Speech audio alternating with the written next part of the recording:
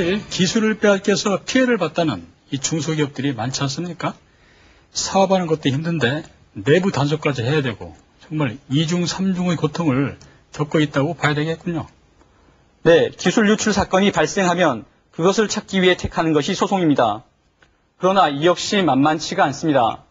확정 판결을 받기까지 기간이 길어 경제적, 시간적 어려움이 따르기 때문입니다. 오히려 소송을 했다가 회사의 경영난으로 문을 닫게 되는 경우도 많습니다. 휴대용 가스레인지 폭발 실험 장면입니다. 지속적으로 열을 가하자 왼쪽 가스레인지가 폭발합니다.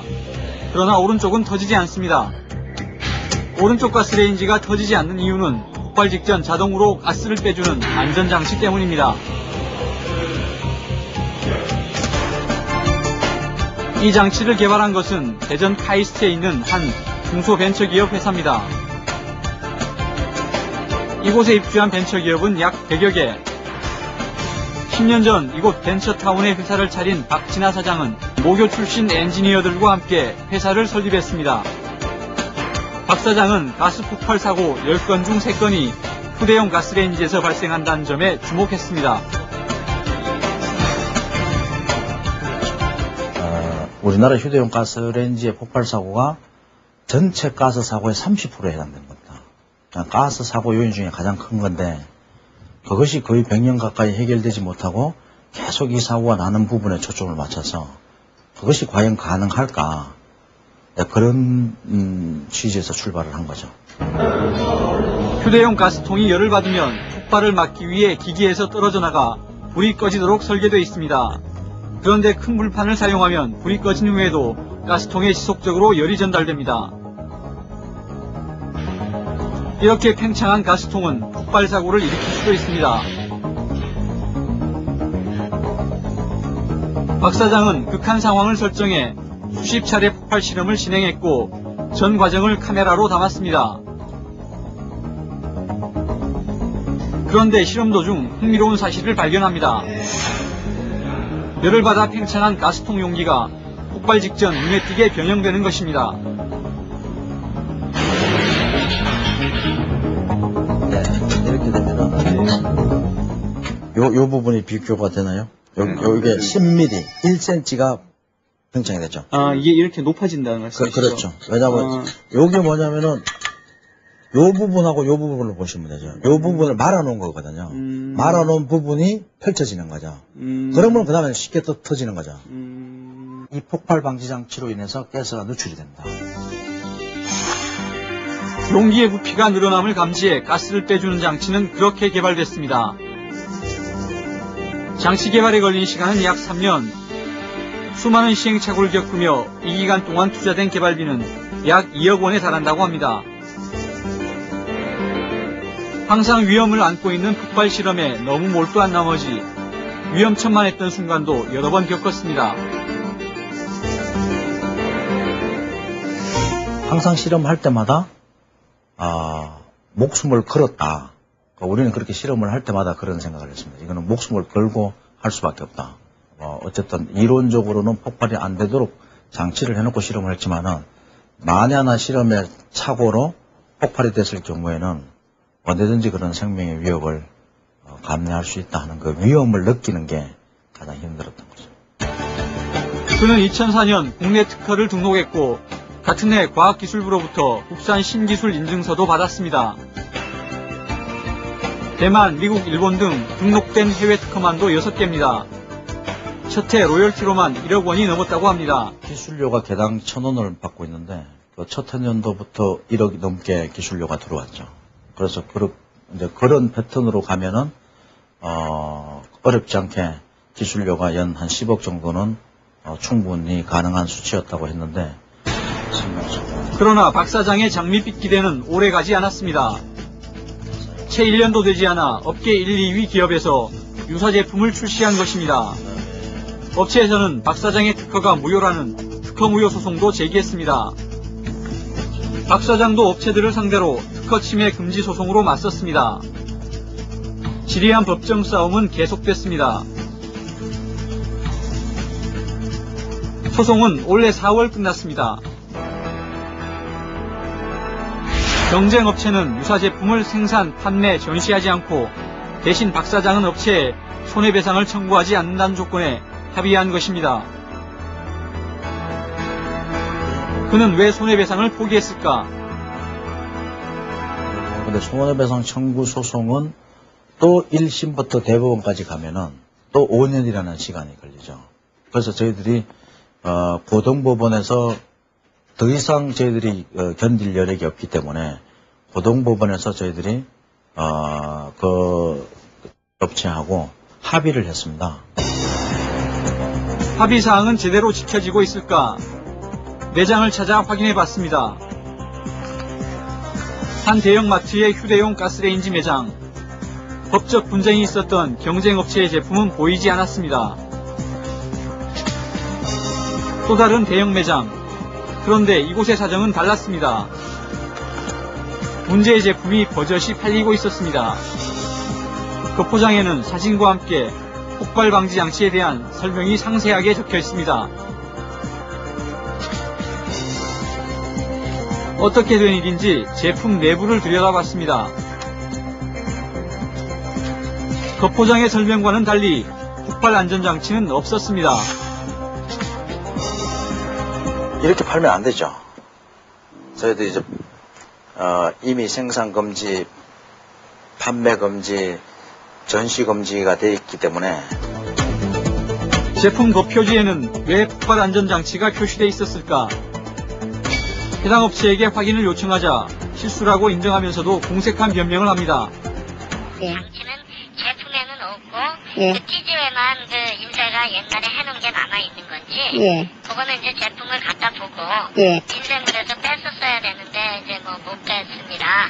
그 제조업체들이 좀 명세해서 그런지 어쩐지 그걸 이제 빼게 되면 필름을 다시 또 만들어서 해야 되니까 비용이 들게 되니까 소송을 겪으며 회사 경영은 어려워졌습니다. 법정 싸움의 최종 결론이 나기까지 걸린 시간은 약 3년. 박 사장은 기술 개발에 매달렸던 3년보다 더 피를 말리는 시간이었다고 기억합니다. 2006년, 2007년은 동시에 소송 건수가 5건이었습니다.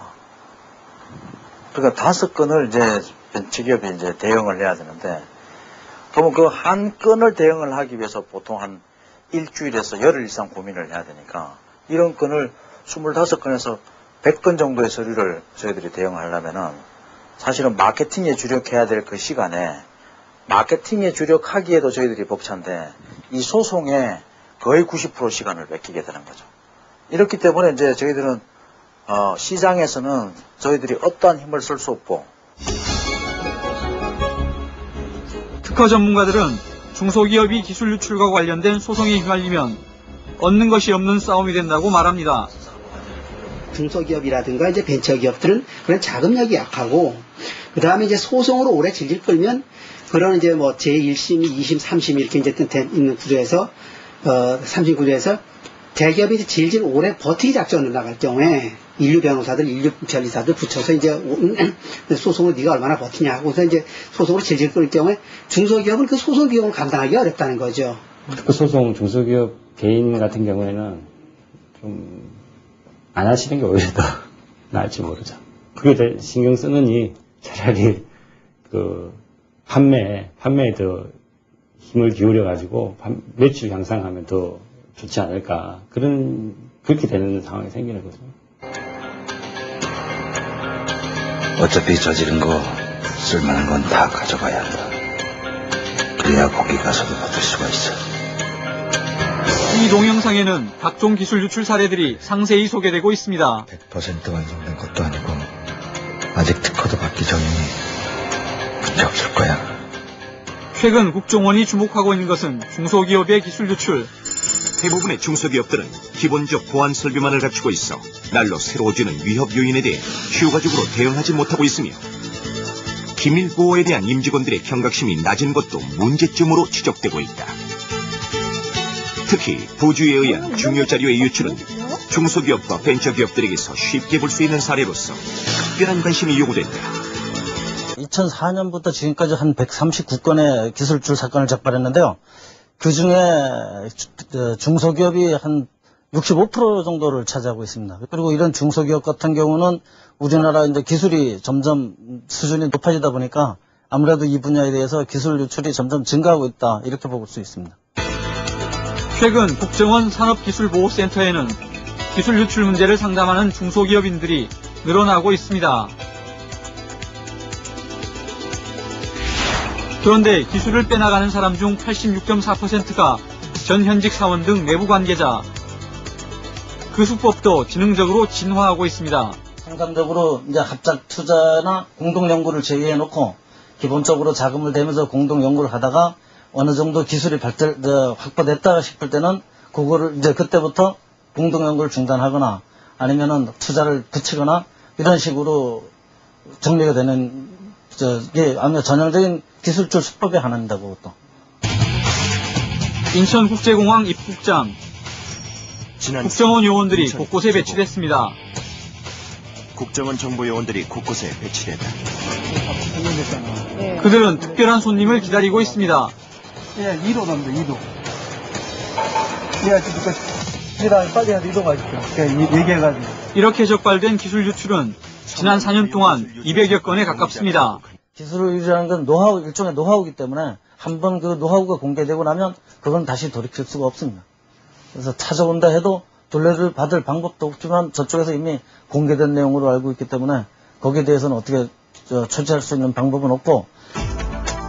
제작진은 중소기업 125개 업체를 대상으로 기술 보호 인식에 대한 설문조사를 실시했습니다. 조사는 이달 4일부터 6일까지 실시됐고 표본 오차는 없습니다. 보안 시스템은 무려 88.8%가 구비하고 있지 않다고 대답했습니다. 반면 기술 보호 시스템의 필요성을 묻는 질문에는 90.4%가 필요하다고 했습니다. 기술 전쟁의 절박한 현주소를 보여주고 있습니다. 궁극적으로는 기업의 생존을 위협할 만큼 굉장히 중요한 이슈임에도 불구하고 지금까지는 별 대수롭지 않게 이렇게 여겨왔던 것도 사실인 것 같습니다.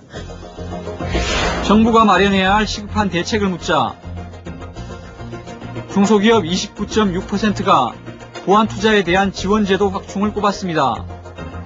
시스템 구축과 처벌을 강화해야 한다는 대답도 각각 20%에 이릅니다. 정부에서는 보안 시스템에 대한 예산 지원을 해줄 수 없는 것일까? 올해 정부의 지원을 받을 예정인 중소기업은 25개 업체 뿐입니다. 예산은 뭐 적고, 그래서 이제 지원을 주는 게 수십 개 기업밖에 안 되는 건 사실이거든요.